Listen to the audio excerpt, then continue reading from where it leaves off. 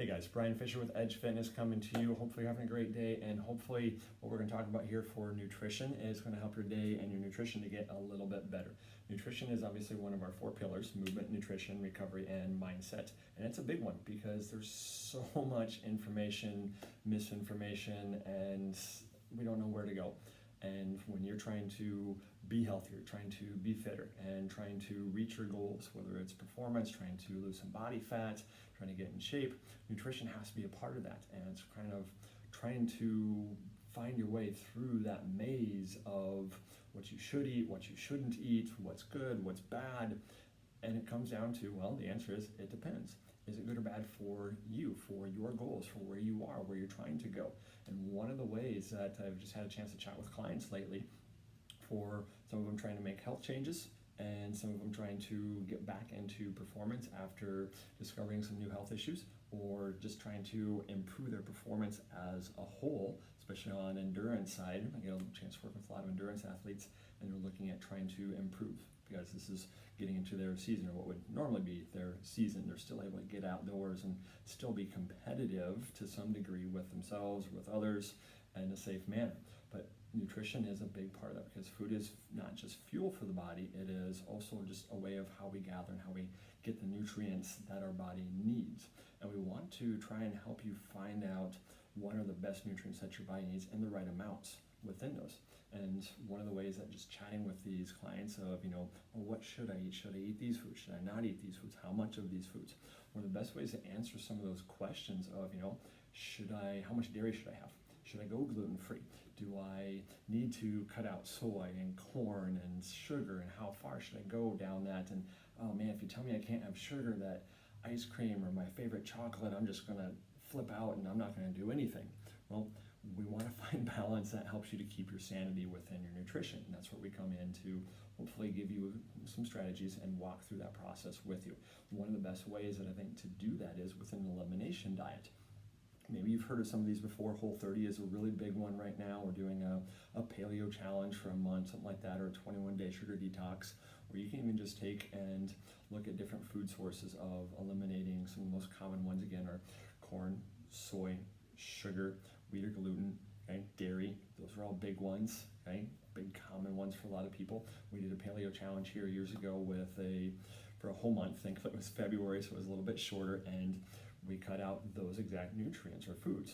We cut out corn, we cut out sugar, we cut out soy, we cut out dairy, we cut out gluten. I think I got that one already, but yeah, so corn, soy, sugar, gluten, wheat, dairy, all those good fun things that, at the time I ate a lot of peanut butter, I had to cut that out. I ate a lot of Greek yogurt, which was really hard to cut that out. I was really fighting that one, thinking this is going to be too hard, I can't do this.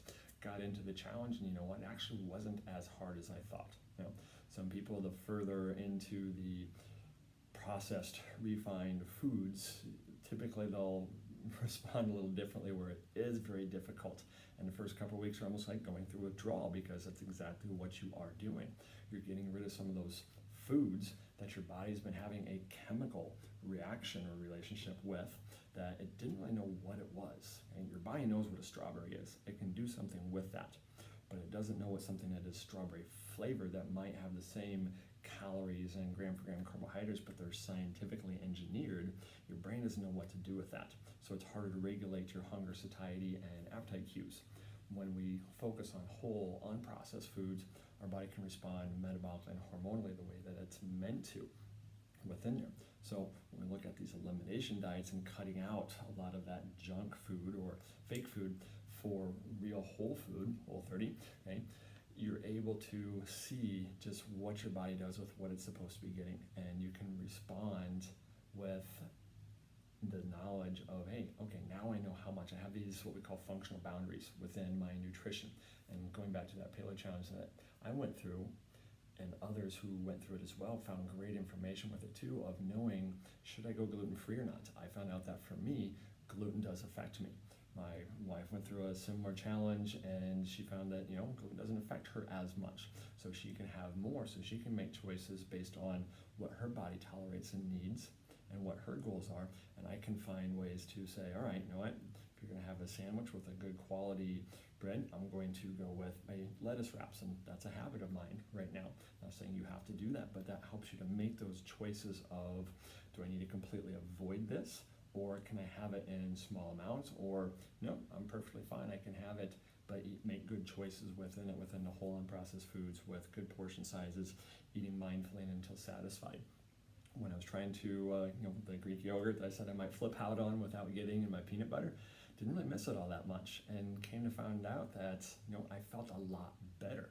Now, I still eat peanut butter because I just love peanut butter, but I pay attention to the amounts that I eat, portion sizes, thumb for fats, and found that dairy, if I go much beyond 2 servings of whey protein and a little bit of cheese in the day, that really affects me, okay? The inflammation, the skin issues that I can sometimes get, I just feel even puffier with that, with the skin, and definitely feel more inflammation through my body when I get more sugar. So I know I need to limit that. I know that corn and soy were definitely big ones for me, so I know I definitely try to stay away from those foods. But it gives you these boundaries to say, hey, in all these different circumstances, when I may not be in the most ideal situation, it gives you a range of, okay, I know I can tolerate this much. So if I'm going to go visit family and I'm not going to be in an ideal situation, and I'm like, you know what, I'm not going to have the foods that I know I need or should have, okay, then you can just boil down to still doing portion sizes, okay? You can always do something within the situation you're in, but when you know these different functional ranges or boundaries for your food, you know that, okay, hey, if I want to occasionally have a bowl of ice cream, I'm okay with that because I tolerate some dairy. But for me, I know I need to, all right, is it ice cream or cheese? In addition to, if I have 2 smoothies in a day with 2 serving of whey protein in each one, what does that look like for you? Going through this process can really help you out. And yeah, it can be scary, it can be daunting, but the information that you get really helps to make things a lot simpler and a lot more sane with your nutritional choices as you go forward with it. So if you've been thinking about that, or maybe someone else has kind of maybe talked to you about it and they're going through it, and you've just, again, been kind of thinking about, should I, shouldn't I? Well, it's not really one of my goals. You can still get some great information. And for these individuals, they're able to know just how, again, how much dairy they should or shouldn't have, and how that affects them in different situations. If I eat at this certain time, it affects me differently. How much of the carbs and the starchy sugars and things like that should I have?